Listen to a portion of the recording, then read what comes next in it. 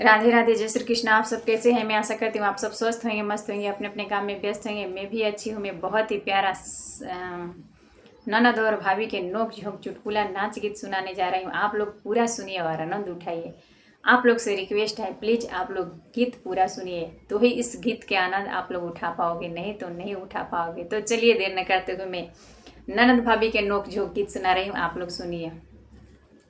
ननद खिसियली, ननद खिसियली, अब का करी। ननद खिसियली, ननद खिसियली, अब का करी। ननद खिसियली, कलकत्ता में गईली। ननद खिसियली, दिल्ली में बस गईली। ननद खिसियली, दिल्ली में बस गईली। दिल्ली बस गईली हो, दिल्ली बस गईली। दिल्ली बस गईली हो, दिल्ली बस गईली। ओ किलवन से फंस गईली, अब का करी। ओ किलवन से फंस गईली, अब का करी। ओ किलवन से फंस गईली, अब का करी। ननद खिसियली, अब का करी। ननद खिसियली, अब का करी।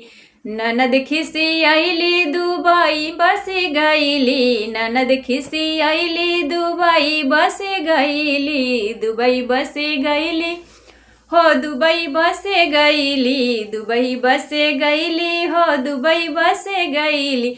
हरे गुंडा से फंस गईली, अब का करी। हो गुंडा से फंस गईली, अब का करी।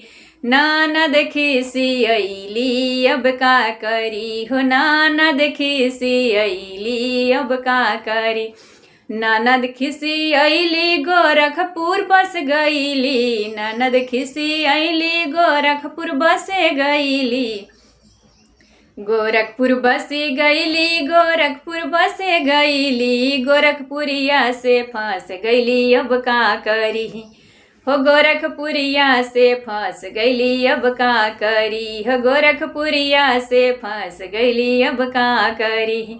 ननद रिसियली, अब का करी। हो ननद रिसियली, अब का करी।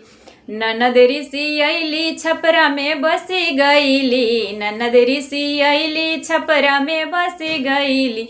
सोनारा संगे फंस गईली, अब का करी। हो सोनारा संगे फंस गईली, अब का करी। सोनारा संगे फंस गईली, अब का करी। हो ननद रिसियली, अब का करी। हो ननद रिसियली, अब का करी। अब का करी हो, अब का करी हो, अब का करी हो, अब का करी। ननद रिसियली, अब का करी। ननद रिसियली, अब का करी। ननद रिसियली, पटना में चली गईली। ननद रिसियली, पटना में बस गईली। पटना में बस गईली, पटना में बस गईली। पटना में बस गईली, पटना में बस गई। बाजा जवा से फंस गईली, अब का करी। हो बाजा जवा से फंस गईली, अब का करी।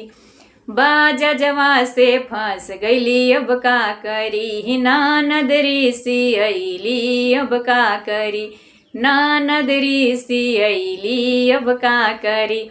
तो ये छोटा सा प्यारा सा ननद और भाभी का नोक झोंक चुटकुला नाच गीत आप लोगों को कैसा लगा, प्लीज़ कमेंट में ज़रूर बताएं।